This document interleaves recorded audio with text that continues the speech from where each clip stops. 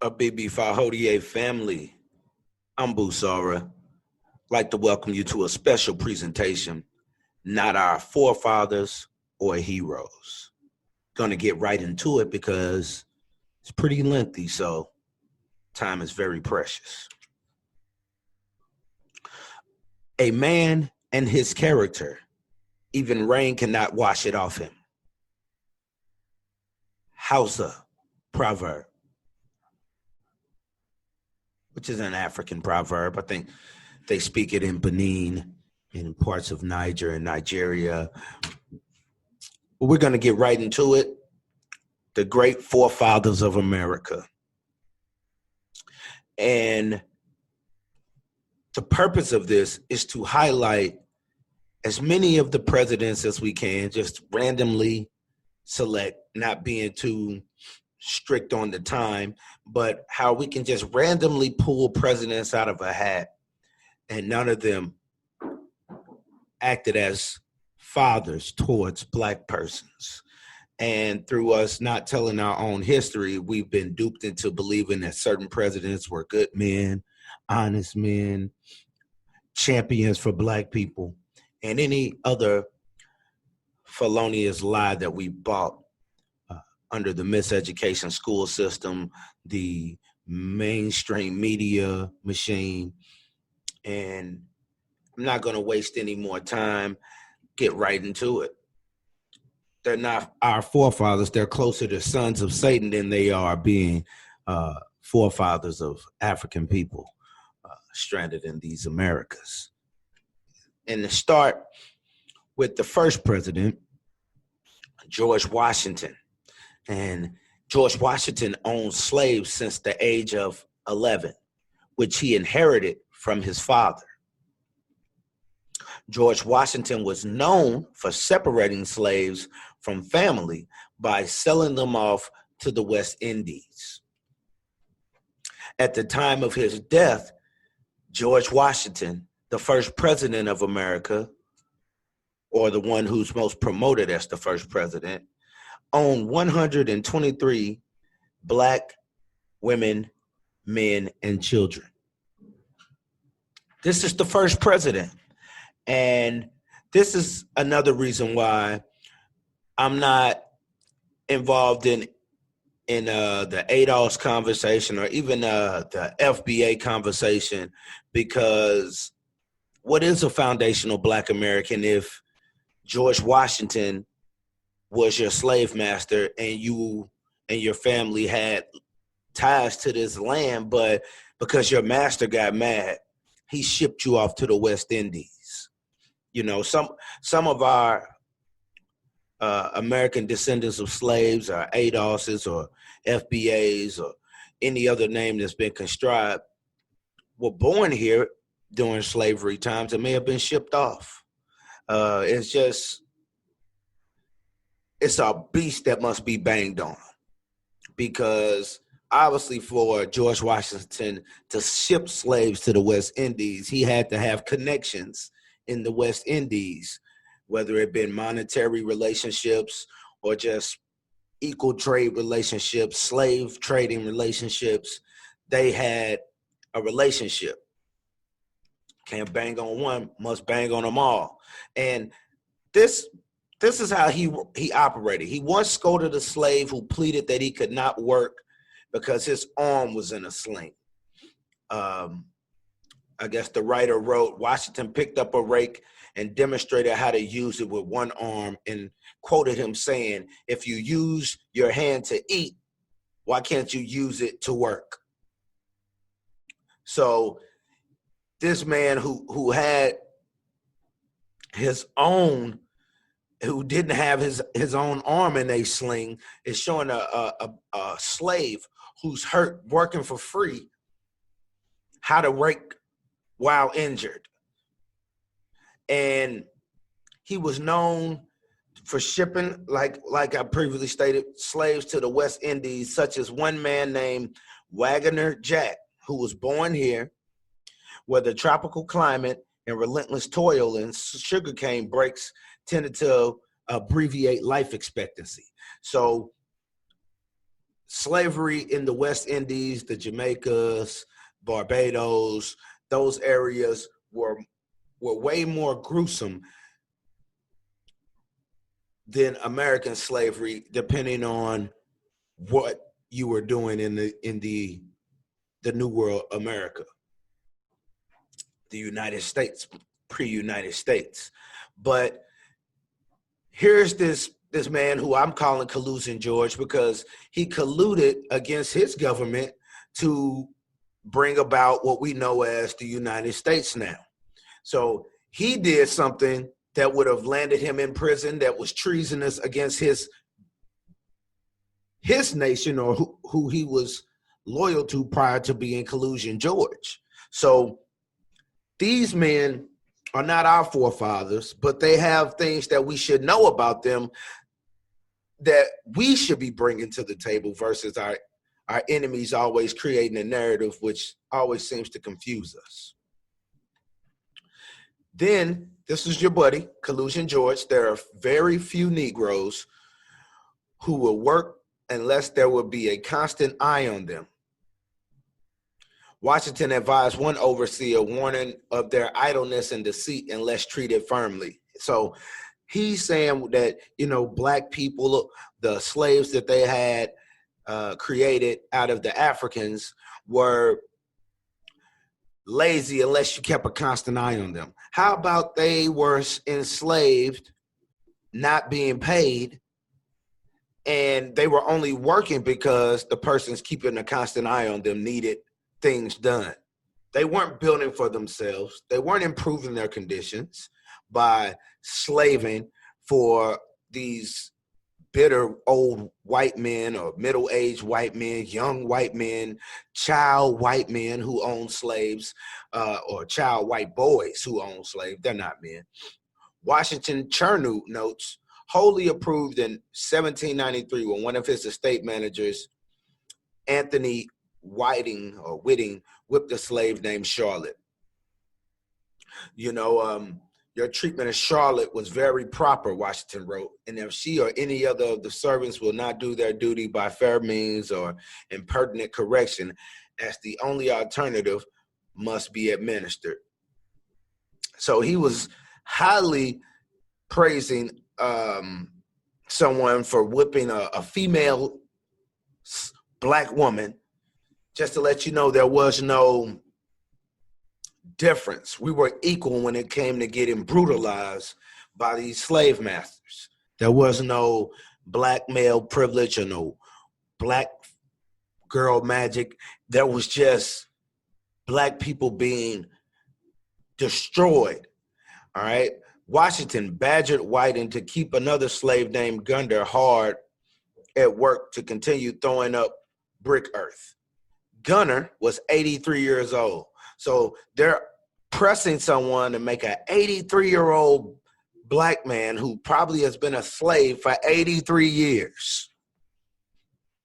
Just being in the time he was in. He could have been a slave his entire life, somehow made it to 83. And here these white men are badgering him to keep, badgering an overseer to keep this man throwing up brick earth. So he's digging, I'm guessing, hard rock,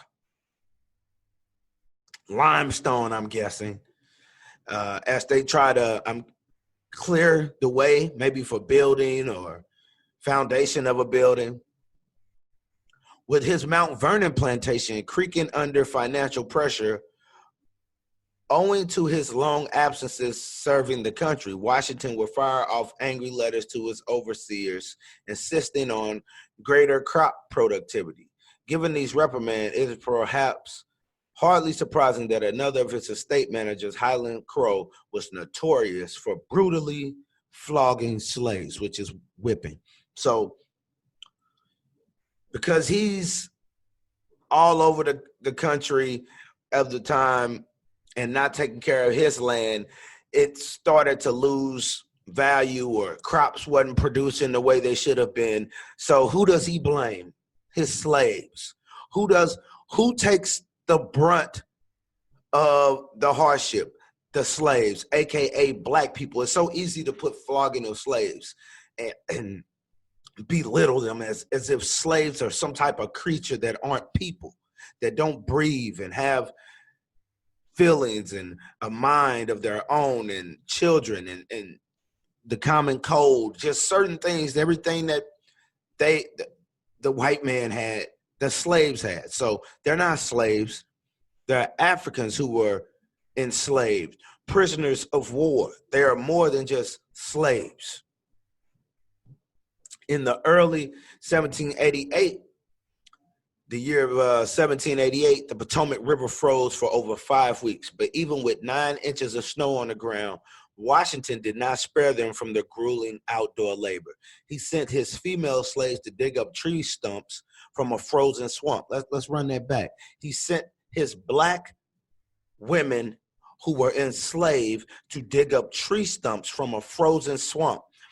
During this Arctic snap, Washington ventured to ride out and inspect his farms, but noted in his diary that the cold was disagreeable, so he returned. However, he sent his black female slaves to dig up tree stumps from a frozen swamp. Just brutally evil man. And there's no way that we should be trying to find good parts of Satan. And as long as we are going to continue to be bamboozled the way that we are, having non-black men control the entertainment of black women. We're going to have majority of our people celebrating things that are not organic to the life of black people or beneficial to the economic situation of black people. As long as we are looking at men who were brutal to our ancestors as good men, as forefathers, only thing we should think of them as are sons of Satan, little devils, scheming as if black persons weren't black people, as if black persons aren't black people. Yes, black persons are black people.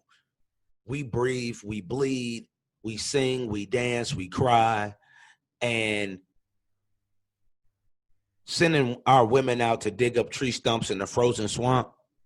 I mean, you would have to imagine how many of those women fell ill, how many of them may have been menstruating during those times, may have been pregnant, second, third trimester pregnant. I mean, it's warm enough for you, but too cold for him.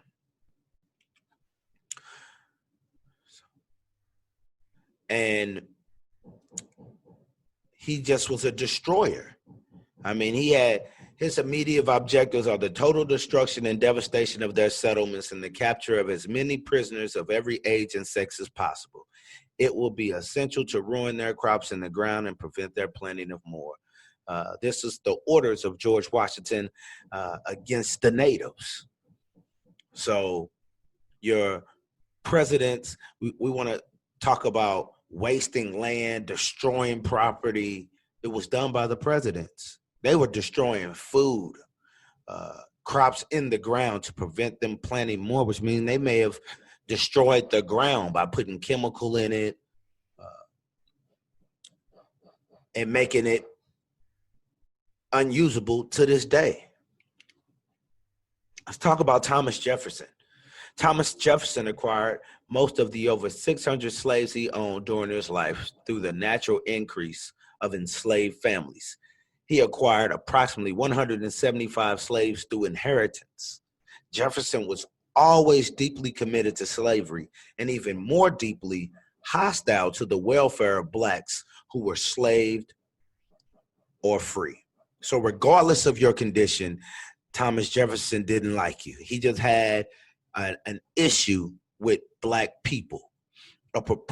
He was a proponent of humane criminal codes for white, but he always advocated harsh, almost barbaric punishments for slaves and free blacks. And this type of behavior can be seen up until present day, to where black men are more likely to serve more time for the same crime than white men. There's more black men on death row than white men. There's just these things that happened during Thomas Jefferson era. We're talking centuries ago that are still happening today, while we have a media that's telling us we're in a post-racial society, showing us commercials with interracial couples happy with light, bright children, while totally ignoring the real, never highlighting the real, never giving the true story, just creating these narratives. Tommy Boy, let's talk about him. Jefferson also appended in this work that blacks people's unfortunate difference of color made them less beautiful than whites. So again, he wanted harsher treatment on you.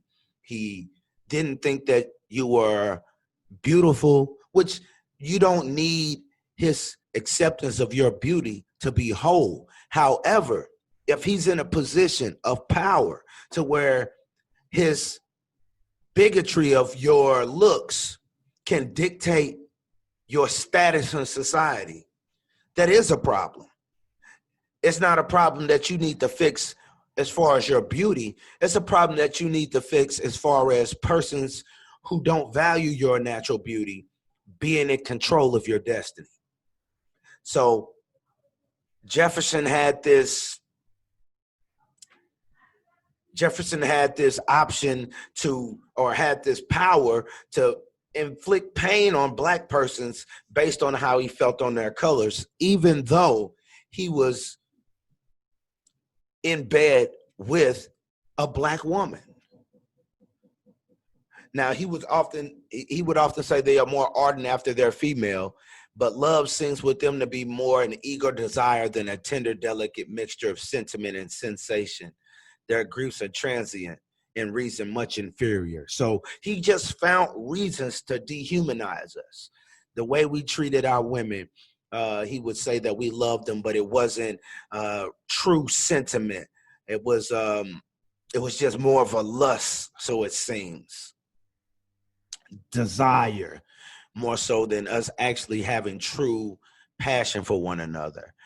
Even our griefs, he stated in a way, made us come off to him as we are inferior. But everything that he did was so great.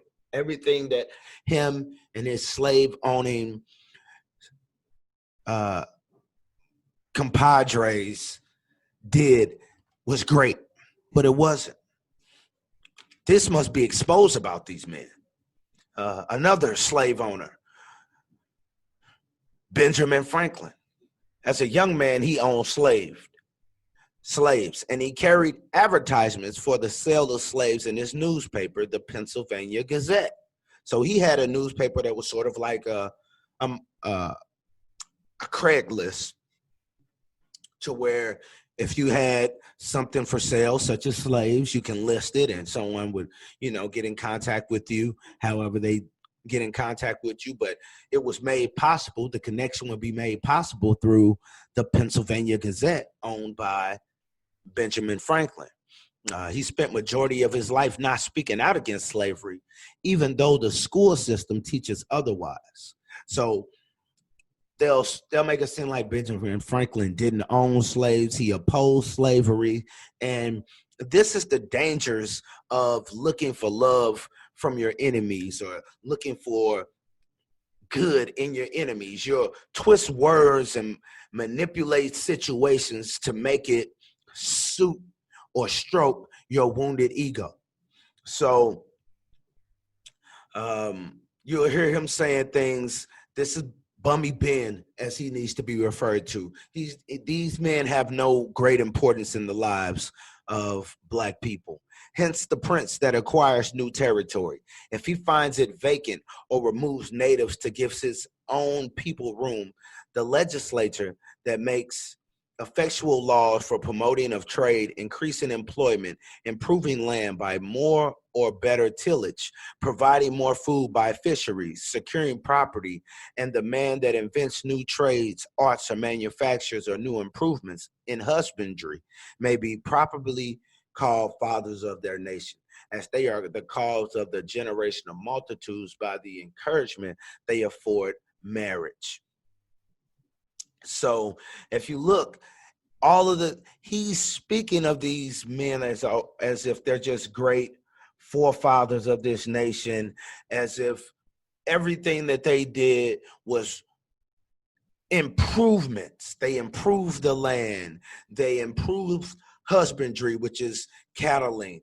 They did all of these things in his mind that improved things, the removal of the natives to give his people land. All of those things in his mind made it seem that he was a great people. He's talking about the promoting of trade. We're talking about slave trade during those times. All of these things that he's stroking the ego of the time of his people were all things that were negative. They didn't improve the land. They didn't improve the people. They were just one-sided, very minute, temporary solutions for whites coming from Europe. And he also said the number of purely white people in the world is proportionally very small. All Africa is black or tawny. Asia, chiefly tawny. America, exclusive of the newcomers, wholly so. The Saxons only accepted who, with the English, make the principal body of white people on the face of the earth. I could wish their numbers were increased. And while we are, as I may call it, scouring our planet by clearing America of woods and so making this side of our globe reflect a brighter light to the eyes of inhabitants in Mars or Venus, why should we, in the sight of superior beings, darken his people? Why increase the sons of Africa by planting them in America, where we have so fair an opportunity, by excluding all blacks and tawnies, of increasing the lovely white and red? But perhaps I am partial to the complexion of my country, for such kind of partiality is natural to mankind. Now, I don't disagree with Bummy Ben as far as having pride in your complexion. So if you're white, you're proud to be white. If you're Chinese, you're proud to be yellow. If you're black, you're proud to be black. But if you listen to his words, he's against slaves being brought to America under the condition that, or Africans who are made slaves, he's against Africans who were made slaves being brought into the Americas because it reflects upon him badly. It makes it hard for a minority to be a majority if we make more black people come over here. He wanted to have a white space, and he was speaking like about the red, which are the natives, of maybe doing some type of blend with them, which they did a lot of blending. But he really liked white, non-black. So his anti-slavery approach, if any, was not in the benefit of black people, but it was in the benefits of white maintaining a majority hold in a land where, or in a world, on an earth to where white people are not the majority. Once the founding fathers eradicated Native Americans, white people could easily settle the land, but they needed laborers for their plantations. Britons made the mistakes of using Africans for slavery. This affected Europeans' work ethic. The Negroes brought into the English sugar islands have greatly diminished the whites there. The poor are by this means deprived of employment. In the northern colonies, slaves are not in as high as demand as the sugar plantations. However, slaves also perjurate the families that use them. The white children become proud, disgusted with labor, and being educated in idleness are rendered unfit to get a living by industry. Slavery, in other words, made white people lazy. So this is Benjamin Franklin speaking. As his opposition towards slavery is not in the benefit of black people. It's not because black people need to have stronger families, or because black people need to preserve their cultures, or because black people need to use their labor to provide for their own economies and to build their own cities and nations. No. His anti-slavery approach was because it made white people lazy. It made them turn their nose up to hard labor. It made them idle, made them useless, while black people did all of the work. So Bummy Ben is getting this stroke from American school systems for being this great anti-slave person. But if you look at his reasons, it's for the benefit of white men. It's not for the benefit of humanity. It's for white men to be better. Because if he's not talking about black people having equal rights, he's not talking about freeing black men so they can do for themselves. He's talking about ending slavery, or stopping the import of black slaves, exporting black slaves back so white men can restore their unlaziness, so they can restore their energy, because they're lazy now due to the brunt of the labor being done by black men. Okay, so we're going to take a quick break here and let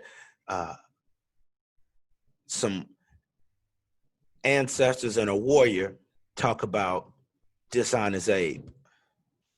The journalist and historian Lerone Bennett Jr., in the pages of Ebony magazine, dared to ask the most provocative question of all. And one day I found this book about Lincoln-Douglas debate. And I sat there and I read a little bit of it. Abraham Lincoln was saying that he didn't believe African Americans should vote, sit on juries, or hold office. I said, this can't be true. This is my man, Abraham Lincoln. Amazing. Amazing. So I discovered everything I'd heard of that period about Abraham Lincoln was a lie. Bennett points to Lincoln's stubborn support for the colonization of freed slaves as proof of his core belief that the races were not equal. The American Colonization Society was founded by white men in 1816 with the ostensible object of promoting emancipation by sending the freedmen to Africa. Lincoln supported voluntary colonization as part of his solution to the dilemma of what to do with slaves set free into a racist society. My first impulse would be to free all the slaves and send them to Liberia, to their own native land, Lincoln said in 1858. What next? Free them and make them politically and socially our equals? My own feelings will not admit this. The only plan he ever had was gradual emancipation, paying for the slaves, and deporting them. Brother Dr. Skip, you can't defend Abraham Lincoln without defending slavery.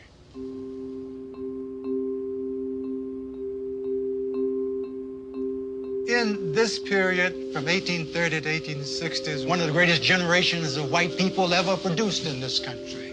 They spoke out. They moved blacks on the Underground Railroad. They did everything they could do. 1830, 1840, 1850. For 30 years, Abraham Lincoln was silent. Did not lift a hand to help. I think in Lincoln, Americans see themselves giving freedom to African Americans and wiping away all the sins of all those years. I mean, they even got in the law that Abraham Lincoln freed us. Dig that. I mean, and people really believe it. If you just look at statistical facts, not analysis, you'll see this is just another lie. Frederick Douglass wore out his shoes going to Abraham Lincoln telling him free the slaves. His generals were writing him all the time saying, look, these white Southerners got a force that they're using. These slaves dig their ditches. These slaves cook for them. These slaves mend their uniforms. These slaves clean their guns. These slaves tend for them when they're sick. This is a force that we must take away from them. Lincoln absolutely refused. It was not until 1863, when the South was winning the war and it was clear the North was absolutely about to lose the war, that Abraham Lincoln signed the Emancipation Proclamation. Facts. These are facts. And in 1863, when he freed the slaves, Frederick Douglass wore out his feet going to him town. Let the slaves pick up the guns. Let the slaves pick up the guns. His generals were writing to him. He said, these slaves can be good fighters, let them pick up the gun. He refused. It was not until clear that the South was winning the war, and there was no way, that in 1864, he signed a bill to let the slaves pick up the gun. And when the slaves picked up the gun, in 9 months, the war was over. The war was over. Are you aware that Abraham Lincoln refused to free African people until it became absolutely militaristically necessary? Are you aware?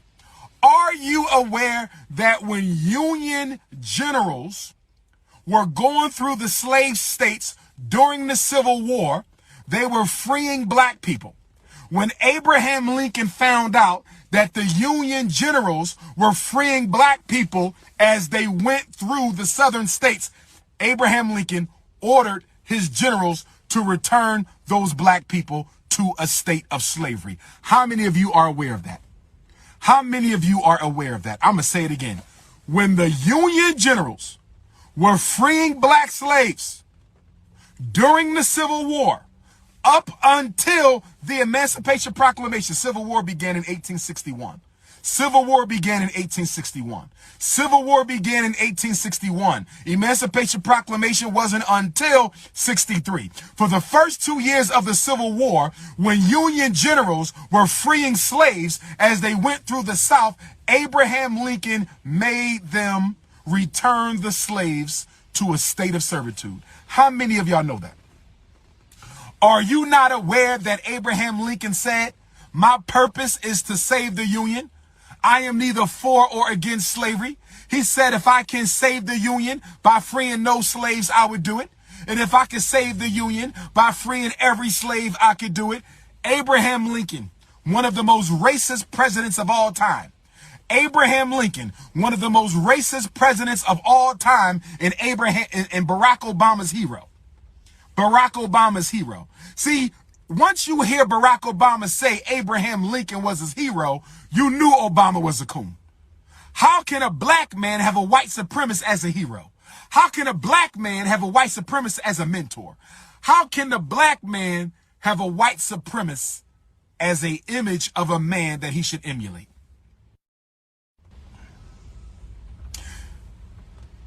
During the Civil War, so Abraham Lincoln issues the Emancipation Proclamation.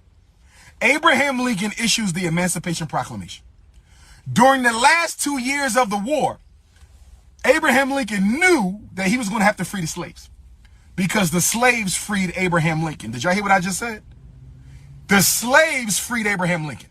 Abraham Lincoln did not free the slaves. The slaves freed Abraham Lincoln. What are you talking about, Dr. Umar?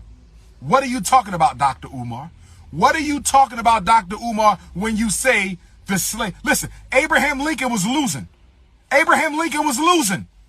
Abraham Lincoln was losing. The Union was losing. Robert E. Lee was kicking their ass. The Confederates was on their asses.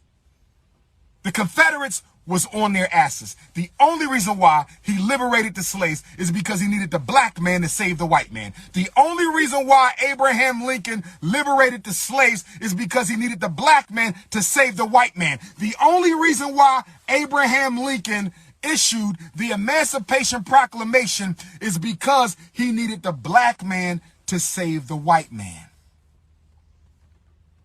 However, during the last 2 years of the Civil War, Abraham Lincoln started meeting with Pan-Africanists. During the last 2 years of the Civil War, Abraham Lincoln started meeting with Pan-Africanists. During the last 2 years of the Civil War, Abraham Lincoln started meeting with the Pan-Africanists, trying to get them to agree to a contract with the government. You can do your own research. Abraham Lincoln was trying to get black leaders to agree that once the Civil War was over, we would all relocate to Panama or to Haiti or to Liberia. And there were a few other places that Abraham Lincoln and the United States Congress had identified to become the new Negro colonies for the black man who would be removed from America. I want to say this again. Please do your research if you think I'm wrong. During the last 2 years of the Civil War, Abraham Lincoln put money aside. The U.S. Congress put money aside, and they tried to get black leaders to agree that once the Civil War was over, all black people would be removed from America to Panama, to Haiti, to Liberia, and to a few other places. Why don't nobody tell you that in your history class? Why don't they talk about that in the history class? Why doesn't anybody talk about the fact that Abraham Lincoln wanted to get all black people kicked out of America at the end of the war? You don't hear that. All right, so let's keep going with Stinking Lincoln here, if you don't mind.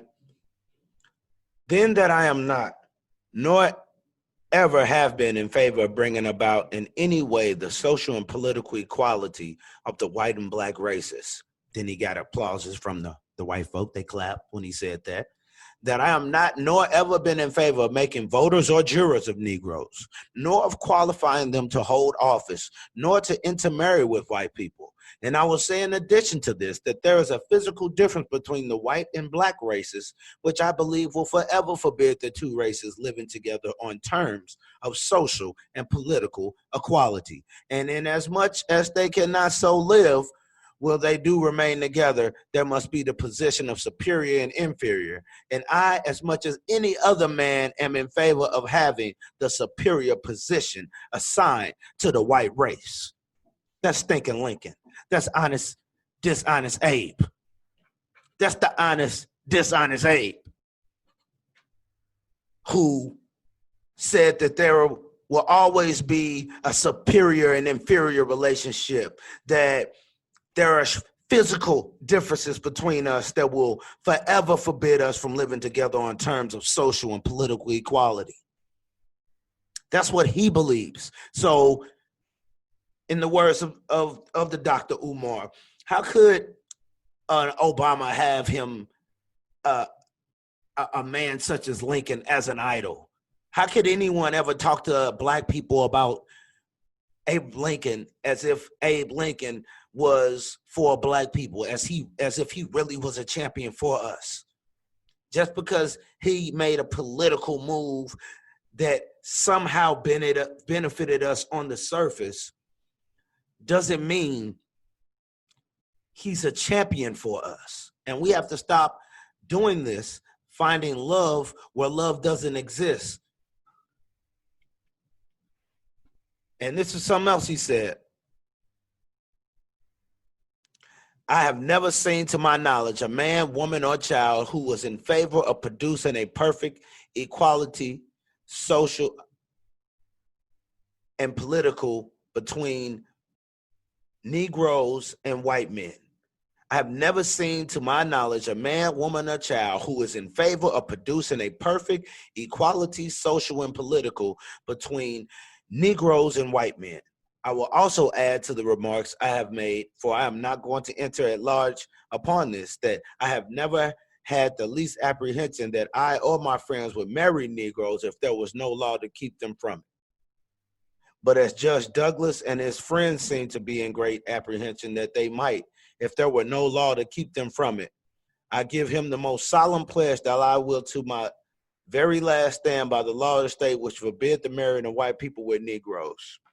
And the crowd laughs. That was a joke of the times. So this is just a good time to take a pause. We're going to pick this back up, starting with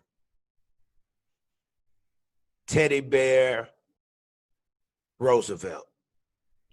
So thank you for tuning in to this special presentation. We'll catch you on the second part of BB Fahodier family.